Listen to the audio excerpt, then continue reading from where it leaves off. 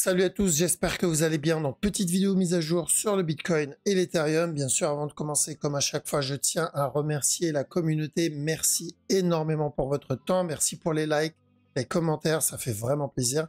N'hésitez pas à me suivre sur Twitter, vous avez le lien dans la description. Et sans plus tarder, on va attaquer la vidéo. Let's go.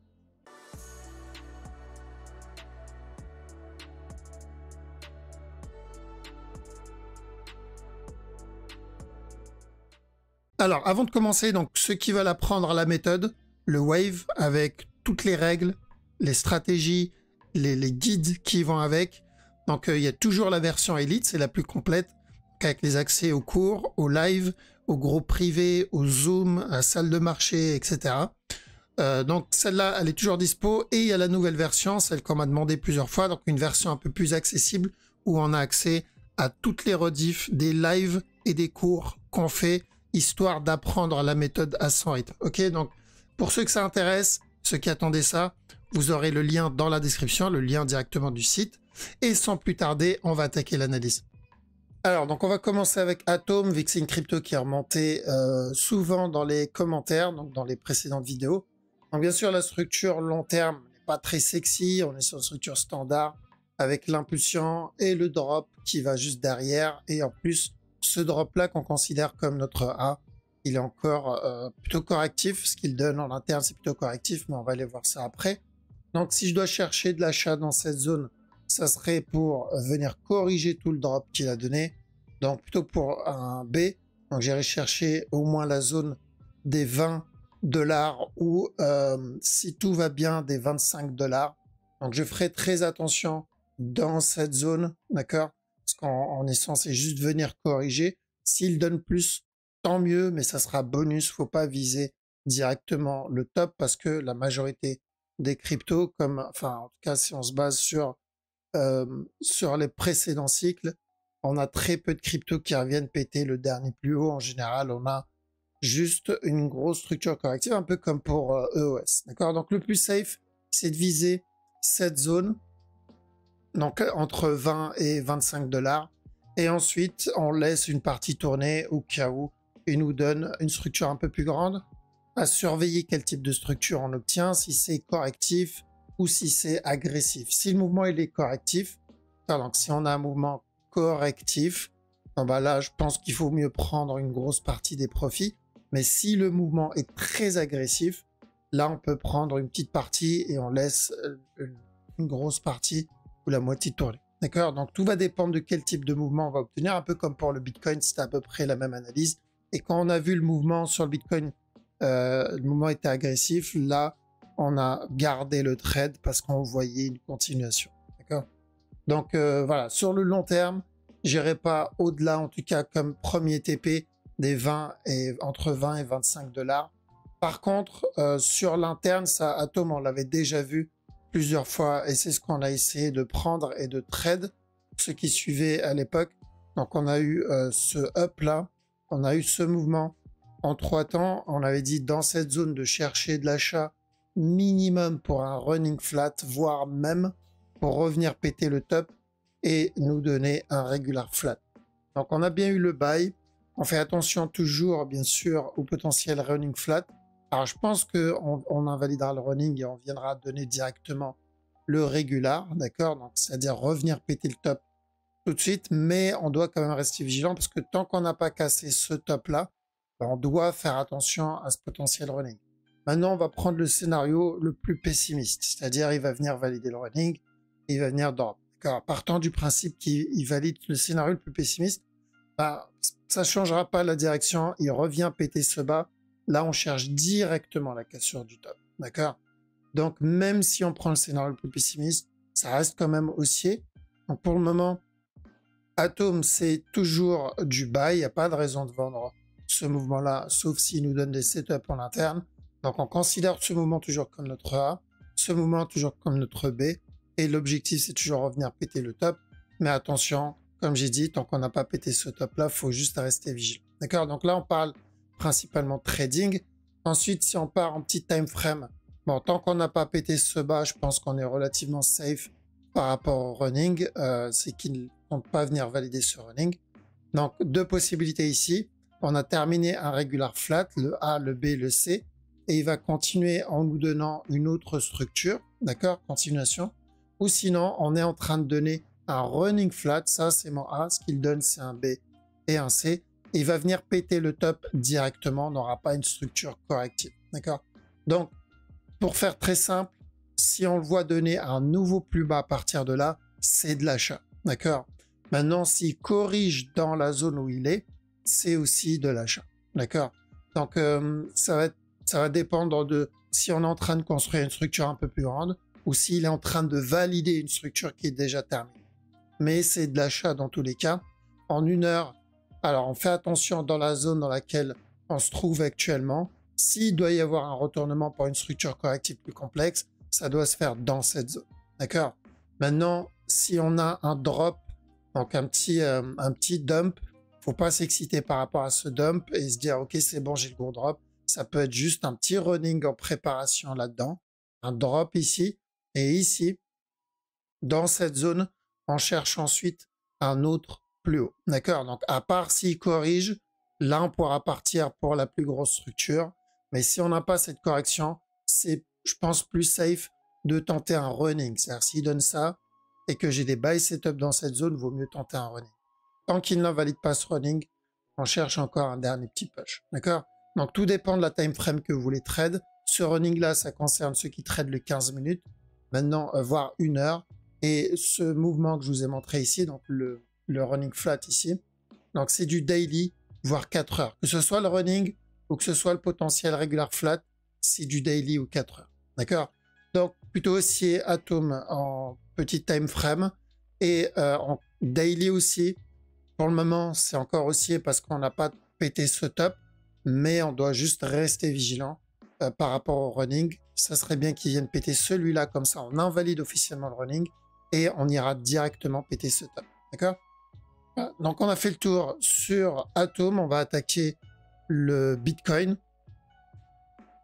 Alors donc le Bitcoin, on va rapidement juste jeter un œil sur la structure daily. Donc en daily, la direction qu'on recherche ici, c'est toujours de l'achat. Donc ou pour venir valider notre running flat et ensuite revenir péter le top directement, ou on va prendre le scénario le plus pessimiste, revenir péter le bas encore une fois.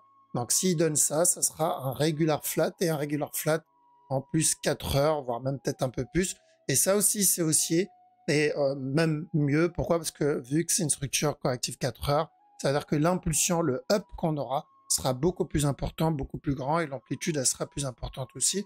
Donc, que ce soit pour un running flat, donc ici, c'est de l'achat, ou si c'est un regular flat, donc le scénario le plus pessimiste que je pourrais avoir dans cette time frame, ça sera aussi plutôt un up. D'accord? Donc, le fait qu'il revienne corriger, quasiment retracer tout le drop qu'il a donné, m'indique qu'il a envie de range dans cette zone minimum. Et donc, qui dit range, dit souvent une continuation. D'accord? Donc, toujours de l'achat sur le Bitcoin, ça n'a pas changé. Et ensuite, pour du trading court terme, on va dire moyen terme, on a donc on a obtenu ce up, on a dit à la cassure de la trend, on attend un flag et ensuite on cherche de l'achat. Sauf qu'il a retracé quasiment 80% du up. On a dit quoi? Donc on cherche de l'achat, mais on fera attention à la cassure du top. C'est ce qu'on a obtenu. Donc pour le moment, ça se passe pas trop mal. S'il continue à range dans cette zone, d'accord? Donc si on voit continuer et qu'il reste dans cette zone, on continuera le buy, donc il n'y a pas de raison de vendre ici. On peut prendre des TP si on a pris le buy plus bas, mais tant qu'on ne le voit pas exploser, c'est-à-dire tant qu'on ne le voit pas donner un gros drop, et même, j'ai envie de dire, avec un gros drop comme ça, on risque au pire un running flat. Donc plutôt haussier, pour le moment je vois pas trop de retournement sur la structure 4 heures, sur la structure 1 heure non plus. Ce qui m'embête, c'est un peu la mèche, d'accord, la mèche qu'on a obtenue ici, ouais, parce qu'on peut être sur un expanding validé là-dedans. Donc s'il valide l'expanding, il vient péter le top. Donc ça veut dire que ce mouvement-là, c'est mon top. Le drop qu'on a obtenu, c'est potentiellement un A. Donc on pourrait obtenir un B, un C pour une structure corrective un peu plus grande. D'accord? Mais tant que ça reste une correction, c'est pas trop grave. L'autre possibilité, c'est que ça, c'est notre structure corrective. Et dans ce cas-là, il n'est pas censé corriger dans cette zone. Il est censé venir péter le top directement. D'accord?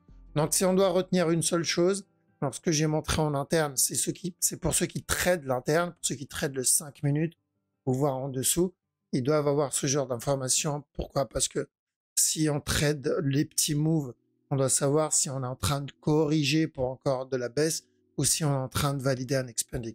Maintenant, ceux qui ne traitent pas la petite time frame, très simple, tant qu'il reste à range dans cette zone, c'est encore haussier. On focus le gros move, c'est-à-dire revenir tester le top.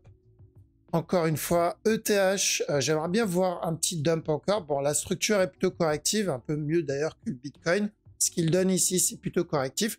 Tant que ça reste correctif, on cherchera une continuation. Mais s'il décide de dump encore un peu, eh ben c'est quand même de l'achat. Pourquoi? Parce que j'irai pour un running flat. D'accord? Je compte ce moment-là comme un A, ça comme un B, ça comme un C. Et ensuite, de l'achat quand même. Il me semble avoir abordé déjà cette possibilité dans la précédente vidéo. D'accord? Donc, ou un petit range et ensuite la cassure du top. Dans ce cas-là, on doit quand même faire attention au running plus tard. Ou sinon, directement le running et on revient péter le top. Ok. Par contre, attention, contrairement au Bitcoin où on attend la cassure du dernier plus haut, ETH, on attend plutôt une structure corrective. Donc ce qu'il donne ici, on va le considérer comme notre B. Donc à chaque nœud plus haut, on doit faire attention au C avant la continuation. Ça ne veut pas dire qu'il ne peut pas casser le top. Il peut casser le top, mais on attendra quand même un running avant la continuation. Donc c'est haussier sur la structure 4 heures daily, mais en interne, vu qu'on est dans une structure corrective, on doit rester vigilant. D'accord? Donc pour le moment, très simple, on attend la fin, ce drop et ensuite encore un autre plus haut pour ceux qui sont intéressés pour la petite time frame. BNB, c'est la même chose que ETH. Donc on a obtenu ce drop. On est en train de faire le B. Une fois le B terminé, on attend le C et ensuite une continuation encore. D'accord? Donc ça concerne la structure 4 heures. Ceux qui trade en interne. Alors très important, warning, si vous n'avez aucune idée du concept du fractal, si vous voyez plein de directions et vous ne comprenez pas quelle est la direction qu'on est en train d'annoncer, ne tradez pas. D'accord? Gardez en tête la direction globale daily, comme je le montre, c'est-à-dire Bitcoin revenir péter le top des 74 000, ETH pareil, donc daily, BNB pareil, daily, donc la direction globale. C'est-à-dire que là, on est plus sur du trading long terme, ou voire même pour ceux qui sont déjà dedans en mode invest. Si vous ne savez pas, si vous ne comprenez pas pardon, le concept de fractal, donc vous ne savez pas où mettre votre stop loss, restez à l'écart de ça. Parce qu'il y en a, voilà, ils ont entendu parler du Bitcoin hier et ils essayent de suivre les directions qu'on donne ici. Non, c'est pas l'objectif. L'objectif, c'est juste pour les personnes qui veulent être, on va dire, confortées dans leur analyse ou dans la direction qui est recherchée, bah, ils peuvent s'aider de ça, mais c'est pas des signaux. Ok. Donc sur le BNB, donc là on parle plus trading. On l'avait déjà annoncé, il me semble. Ce mouvement, je le considère toujours comme notre A. Un B, j'attends le C. Et tant qu'on n'a pas cassé ce bas-là, on cherche de l'achat pour revenir péter le top. Maintenant, s'il décide d'invalider, partant du principe qu'il décide d'invalider notre running et qu'il revient péter le top, c'est encore mieux, on cherchera directement le gros.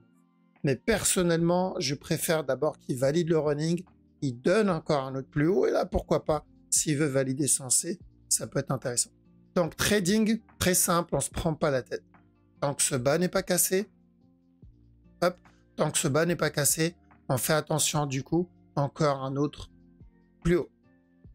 Le DOT, alors le DOT, le running est possible, mais je vous avoue qu'il n'est pas très propre, d'accord? Mais l'idée reste la même. Donc ce bas n'a plus vraiment d'intérêt maintenant parce qu'on doit surveiller le mouvement au-dessus. Donc le mouvement, je préférais qu'il soit correctif, et pour le moment il semble plutôt correctif, et il revient péter le top. Tant qu'on n'a pas pété ce bas, et qu'on reste dans cette zone, j'irai plus pour de l'achat sur le DOT, au moins pour revenir péter le top, d'accord? Maintenant, nous, on cherche évidemment le running qui est là. Je vous avoue, c'est pas le mouvement, c'est pas l'impulsion la plus agressive. D'accord? Ce qu'il donne, c'est plutôt correctif, ce qui est pas terrible quand on est censé avoir un running. Donc, je reste vigilant au cas où il me prépare une grosse correction là-dedans pour une plus grosse structure. Mais bon, on va pas voir ça tout de suite, sinon on va embrouiller surtout ceux qui débutent dans l'univers du wave. Donc on reste sur une simple structure corrective et ensuite un push.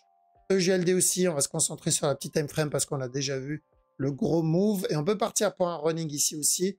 Donc tant qu'on n'a pas cassé ce bas-là, On considère ce mouvement-là comme notre A, ce qu'il donne comme un B. On cherche le drop pour le C. Et ensuite, encore un push. Donc, s'il y a des buy setup, on tente encore un petit buy pour revenir péter ce top. D'accord? Si vous voulez voir l'analyse sur la plus grosse time frame, n'hésitez pas à regarder les précédentes vidéos. On les a déjà annoncées plusieurs fois. Mais l'objectif final, c'est de revenir péter ce top. D'accord? Donc, ça va être à peu près la même chose que la majorité des autres cryptos. Le Litecoin sur la petite time frame, alors lui, il a déjà donné un petit dump. D'accord? On attendait un running ici, un drop et ensuite un up. Le truc, c'est qu'il a déjà donné ça. Donc, est-ce qu'on peut considérer ce mouvement-là comme faisant partie du running? Alors, techniquement, oui. Maintenant, c'est pas le running le plus sexy. Okay? J'aurais préféré une impulsion un peu plus grande et ensuite le push. Donc, s'il me donne cette impulsion, je pourrais partir pour ce running. Maintenant, je reste vigilant. Par contre, en 15 minutes, il y a peut-être un petit regular flat à tenter. Tant que ce bas n'est pas cassé, pourquoi pas. D'accord? S'il décide de venir péter ce bas, on pourra partir pour le running qu'on a vu juste au-dessus. Et pour le moment, c'est pas le running le plus sexy. Et l'objectif, c'est toujours revenir péter ce top pour ce running flat là. Parce qu'on avait dit, tant qu'on pète pas ce bas, on cherche le buy pour revenir péter le top. Le sol, alors le sol, ça se passe pas trop mal pour le moment. Donc on avait dit, buy ici, à la cassure du top, on peut chercher de la vente. Alors la vente pour deux possibilités, ou pour un running ici, d'accord? Et ensuite il va donner à nouveau plus haut. Et après, on partira pour la plus grosse structure corrective ou de la vente pour revenir péter ce bas. Ce serait mieux. Personnellement, je préférais ça et ensuite de l'achat. Donc, ceux qui veulent juste la direction globale, très simple, on cherche de l'achat. D'accord? Là, on est juste en train de corriger. Une fois la correction terminée, on veut une continuation. D'accord? Pour le moment, c'est plutôt haussier. Par contre, ceux qui tradent l'interne, vous devez faire attention au potentiel flat en cours. Donc, ou un regular flat ici. Si c'est un regular, on aura un drop et ensuite le buy. D'accord? Maintenant, s'il donne une structure complexe, ce qui est assez rare, on aura un drop, il viendra pas péter le bas, on aura un up et ensuite le C avant le buy. D'accord? Donc en gros, on finit d'abord ce running, on termine le regular et ensuite on termine le plus gros regular flat et après le buy. D'accord? Donc ça, c'est dans le cas, encore une fois, s'il donne une structure complexe, j'y crois moyen. Mais si on ne veut pas se prendre la tête, très simple, ça c'est juste, ça fait partie de notre structure corrective. Et ensuite, une fois la correction terminée, on peut attendre qu'elle se termine si je ne veux pas me prendre la tête avec ce qu'il fait en interne. Et on prend ensuite de l'achat à chaque nouveau plus bas. D'accord? Donc j'insiste, si vous ne pouvez pas manager ou gérer un trade en petit time frame parce que vous ne savez pas ce que vous faites, restez à l'écart. D'accord? Restez à l'écart. C'est pas on rentre, on achète parce qu'il y a machin qui a dit que c'est haussier. D'accord? Ça, à un moment, peut être haussier dans une time frame et baissier dans une autre. Et beaucoup n'ont pas compris encore ce concept. C'est-à-dire, on peut très bien annoncer de l'achat dans une time frame. Exemple ici, on cherche de l'achat sur la time frame 4 heures et en même temps, on peut chercher, hop, on va mettre en jaune, dans la time frame 1 heure, par exemple, on peut chercher de la vente. Bah, ce drop-là, 1 heure, n'invalide pas le buy 4 heures ou daily. Car venir drop, donner le running et ensuite venir casser le top. C'est ça le fractal. D'accord? Donc, on fait attention, un peu comme ici. D'accord? Si vous vous rappelez de cette analyse. Quand on était ici, ou même quand on était là-dedans, on cherchait donc une structure corrective pour de l'achat. Mais ça n'empêche pas qu'en interne, il donne quand même un drop, donc baissier, et ensuite il valide le buy. Donc c'est de l'interne, c'est pas la même time frame et c'est pas le même type de trade qu'on va prendre. Donc, tant qu'on n'a pas compris ce concept, qu'on ne sait pas où mettre les stop loss, où mettre les TP, pourquoi on est en train d'acheter, pourquoi c'est en train de chuter, la raison derrière, quelle est la structure qu'il est en train de valider, est-ce que la direction que je cherche est toujours valable? Si on n'a pas la réponse à tout ça pendant qu'on rentre dans un trade, on reste à l'écart, on vise plutôt de l'investissement, c'est beaucoup plus safe, c'est beaucoup moins prise de tête tant qu'on a la direction globale. Pour le moment, c'est encore haussier. Je vois pas trop de retournement sur la crypto, en tout cas sur le pas de gros retournement long terme, plus des pullbacks, plus des petits retracements pour une continuation. On commencera à faire attention une fois le top cassé. D'accord? Donc pour le VET, bon, je pense que vous l'avez compris, je viens de faire l'analyse. J'attends toujours la cassure du top. On fait toujours attention au potentiel running. Il n'est pas obligé de le valider, mais s'il le valide, on cherchera quand même de lâcher à la cassure du bas. L'objectif, c'est toujours venir casser ce top-là. En petit time frame, il y a peut-être un petit running qui peut se préparer, mais je vous avoue que pour moi, ça, je peux le considérer déjà comme une structure corrective.